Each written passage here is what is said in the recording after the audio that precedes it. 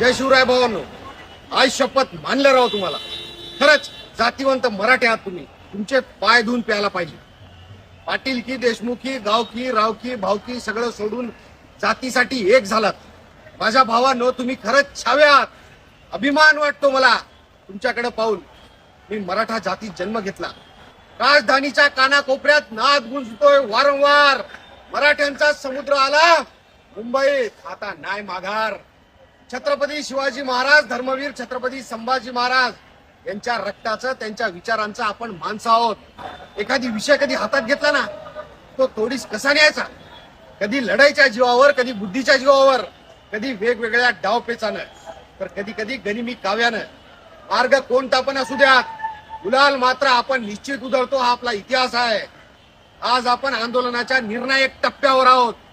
मी तुम्हाला काही बारकावे सांगण्यासाठी हा व्हिडिओ बनवलेला आहे. लक्षात घ्या, आपल्याला आंदोलनासाठी एकच दिवस मिळालेला आहे.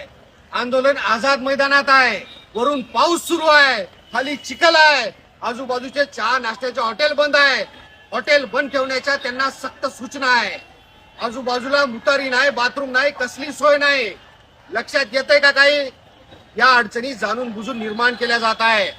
कित्येक मराठा दानशूर बांधव आझाद मैदान पूर्ण झाकता येईल अशा प्रकारचं वॉटरप्रूफ पेंडॉल तयार करून द्यायला तयार आहे. मात्र आझाद मैदानात खड्डा जरी खोदायचा असला ना, तरी शासनाची परमिशन घ्यावी लागते आणि शासन ती द्यायला तयार नाही. आता ही गोम तुमच्या लक्षात आली का? मराठ्यांची इतकी गैरसोय करायची की मराठ्यांनी मुंबईत न थांबता परतीची वाट धरली पाहिजे. हा अनाजी पंथाचा डाव आहे.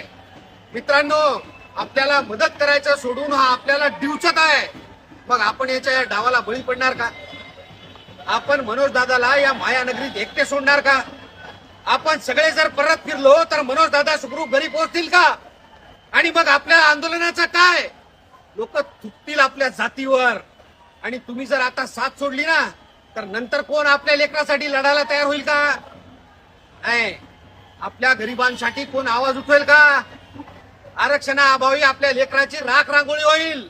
ती पाहायला आपण मुंबईत आलोत का? काय होतंय पावसात भिजलं तर? आपल्या रानात आपण भिजत नाही का? काय होतंय?